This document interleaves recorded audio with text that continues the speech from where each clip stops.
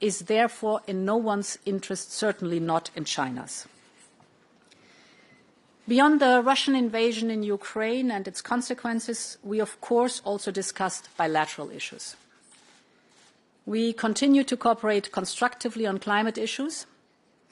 We want to build on this to prepare for COP27 in Sharm el-Sheikh. The current high prices for fossil fuels are also important to watch because they should not bring us to allow a lock-in in fossil fuels, but they should, on the contrary, move us forward towards more strategic investment in renewables and investment in a decarbonised economy. We can also cooperate in the fight against COVID. I've always said that we are in for long haul. And to set the record straight, I think figures always count, also over time. The European Union is the world's front runner when it comes to providing vaccines to the world. To date, the European Union has exported over 2 billion doses of vaccines, of which over 400 million are donated, 85 through COVAX. China, in comparison, has exported 1.2 billion doses and donated 115 million doses bilaterally and via COVAX 220 million doses.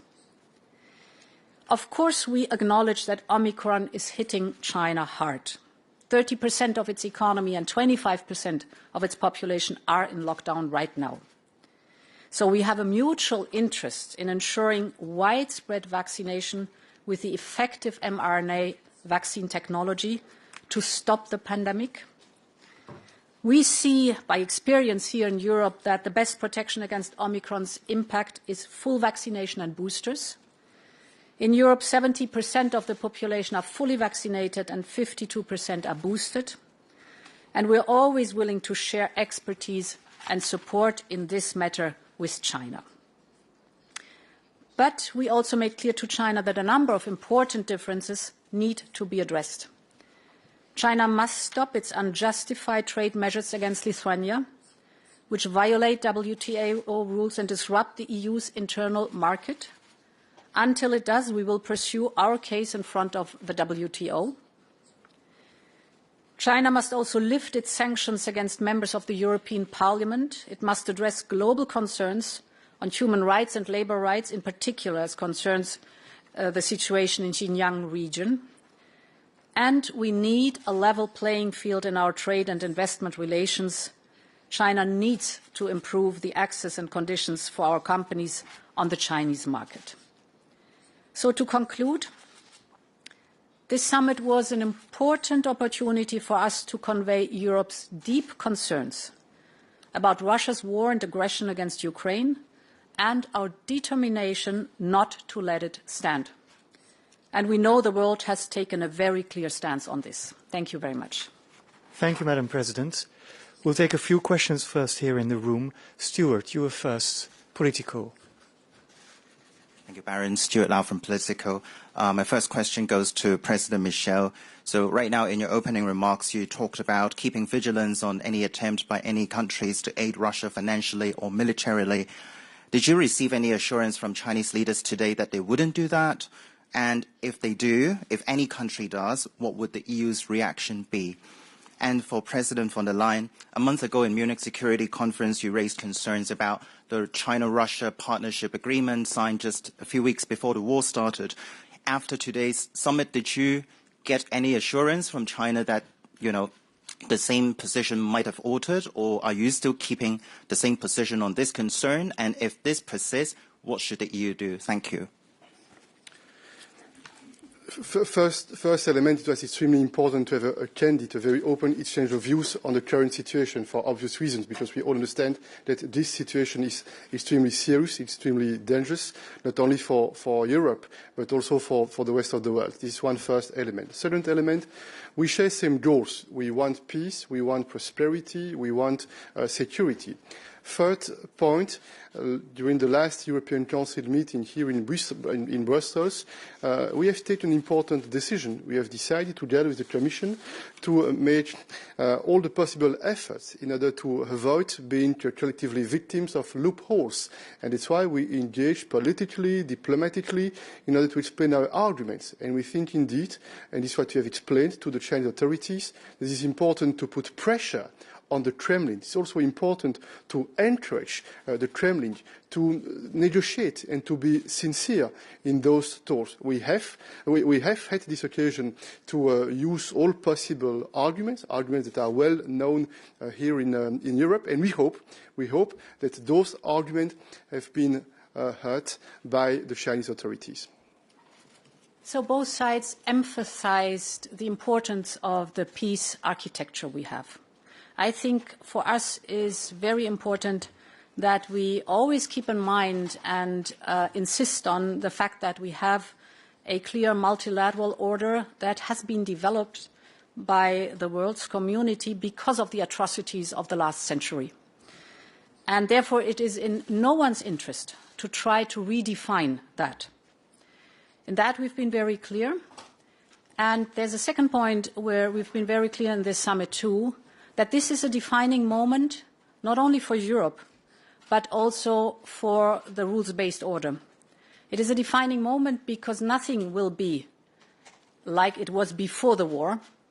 It's now a question to take a very clear stance to support and defend the rules-based order, which is very clear that if you have conflicts, you solve them at the negotiation table. You don't take aggressive military actions. And therefore, it is for us important that regions, countries, actors on the global stage are very clear on that too, that they support this peace architecture that is built on negotiations and not on military aggressive action. Philippe Régnier du Soir. Merci. Une question pour vous deux, en fait, un peu plus large. Est-ce que, en maintenant la volonté de dialoguer avec Pékin, est-ce qu'on n'est pas en train de suivre, est-ce que l'Europe n'est pas en train de suivre le même chemin que celui poursuivi très longtemps avec la Russie, dont on n'a pas vu qu'elle était en fait en train de se transformer non pas en un partenaire de dialogue, mais en un adversaire? Et donc, ma question est la suivante. Est-ce que, au-delà de la qualification de la Chine étant partenaire, concurrent commercial et rival systémique, il ne faut pas y voir également un adversaire? Merci. Dialoguer ne veut pas dire être aveugle. Et c'est parce que nous sommes extrêmement lucides que l'on a l'occasion, en étant soutenus par les 27 États membres qui ont préparé avec nous ce sommet, d'exprimer une position européenne, une position forte et qui repose en réalité sur trois éléments. Premier élément, nous avons décidé, et nous l'avons démontré d'ailleurs, avec des impacts et des conséquences que nous avons assumées, de ne pas baisser les yeux face à la question des droits de l'homme et des valeurs démocratiques. Et ce n'est pas la première fois, depuis ce nouveau cycle institutionnel européen, nous avons l'occasion, avec clarté, d'indiquer que nous entendons bien continuer à promouvoir des valeurs. Et nous avons du reste, vous le savez, renforcé l'arsenal européen pour consolider cette capacité d'être crédible quand on défend les droits de l'homme, les valeurs fondamentales, les principes démocratiques. Deuxième élément, cette réunion a encore été l'occasion, cela a été indiqué par la présidente et par moi-même, d'argumenter, de plaider pour rééquilibrer les relations économiques qui ne le sont pas suffisamment. Il y a un manque de réciprocité, il y a des barrières, il y a des contraintes qui sont imposées et des cas très concrets ont été mentionnés. La difficulté, par exemple, pour les entreprises européennes de participer aux offres en lien avec la 5G. La difficulté pour les entreprises européennes d'avoir accès à la clarté quant à l'information sur les législations en lien avec les données numériques, par exemple. Troisième élément, et c'est là qu'il y a la cohérence complète par rapport à cette position de l'Europe depuis un certain temps déjà, c'est le souhait d'engager sur les sujets globaux. Parce que nous ne sommes pas aveugles, nous savons qu'il faut engager avec la Chine, qui est un acteur important sur le plan économique et sur le plan politique, quand on parle de changement climatique. Si on est sincère sur le changement climatique, et nous le sommes au départ de l'Union européenne, on doit engager avec le monde entier, y compris avec un acteur économique qui est important de ce point de vue-là. Il en va va de même pour les questions de sécurité et de stabilité. Et donc, il était effectivement extrêmement important dans ce moment tellement délicat et sensible pour la sécurité en Europe et dans le monde, que l'on puisse engager, échanger des arguments, échanger des analyses, échanger des points de vue, tenter de convaincre, je viens de l'indiquer, sur la nécessité de mettre en place une stratégie afin de ramener le monde dans le respect du droit international, de ramener la Russie dans une démarche de soutien à une négociation qui soit davantage sincère qu'elle ne l'est aujourd'hui. Et donc nous sommes totalement convaincus qu'il était indispensable, plus que jamais probablement compte tenu des circonstances auxquelles nous sommes confrontés, d'être engagés dans ce contact, dans ce dialogue. Être engagé pour le dialogue, ça ne veut pas dire être aveugle ou être sourd, ça veut dire au contraire, avec fermeté, se tenir debout et défendre les valeurs européennes et défendre les intérêts de l'Union européenne et de nos citoyens. I think we have very clearly defined our, if I could frame it, manifold relationship to China. And you know the three elements, indeed, there are constructive parts, there are competitive parts, and there are clear rivalry parts in it. And today it was very important, first of all, that we explain the European position and what it means to have such a war here on European soil. We know that in China right now the focus is much, much more on Omicron and COVID. The lockdowns they have, the complete lockdowns. The focus is much more on the need to create jobs and to tackle the housing crisis. Therefore, it was very important to signal what paramount importance this war has for Europe, but also for the global security architecture.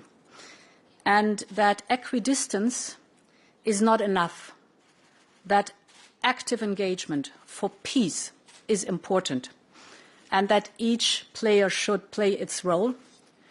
And therefore, this exchange of views was of utmost importance for us. Yuri, you have the last question. Deutsche Welle. Thank you very much, Yuri Shiko, Deutsche Welle. I have two questions. First, you described this exchange with Chinese as open and frank, but we know that China doesn't call Russian aggression as Ukraine as a war. It calls it Ukrainian crisis or Ukrainian issue. So can you explain how is it possible to conduct a frank and open discussion with someone who doesn't call a big, full-fledged war a war? How is it possible to talk then with them? And the second question, I should still ask again what my colleague asked. Did you hear anything, or what did you hear from the Chinese side when you asked China not to support Russia, either militarily or economically, to circumvent sanctions? What did you hear with them? Any assurances or nothing at all? Thank you very much. Sur le premier point, tenir un dialogue franc et sincère suppose que chacun des partenaires soit franc et sincère par rapport à l'autre. Ça ne veut pas dire qu'on est spontanément et immédiatement d'accord sur l'analyse et sur chacun des arguments.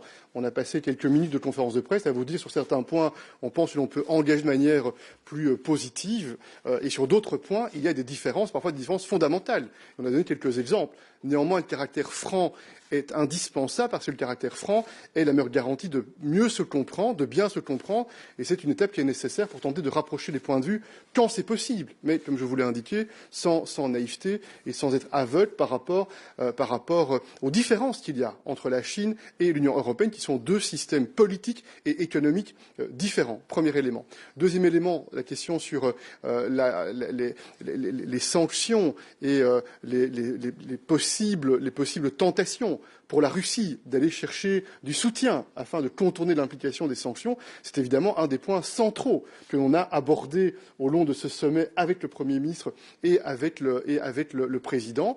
L'autorité chinoise a répété sa volonté d'être engagée en faveur de la paix, en faveur de la sécurité, en faveur de la stabilité, mais je n'ai pas l'intention d'aller au-delà de la communication au nom des autorités chinoises. Nous espérons, comme je l'ai dit, que nos arguments, qui ont été répétés avec conviction, avec force, ont été et sont entendus du côté chinois. C'est ce que nous espérons. Et nous indiquons bien, je l'ai dit, et la présidente de la Commission l'a dit également, nous espérons bien que la Chine prend aussi en considération l'importance de son image internationale et l'importance de la relation économique entre la Chine et l'Union européenne. Pour donner un indicateur, 15% des exportations chinoises sont destinées au marché européen, alors qu'à peine 1% ou 1,5% est destiné au marché russe.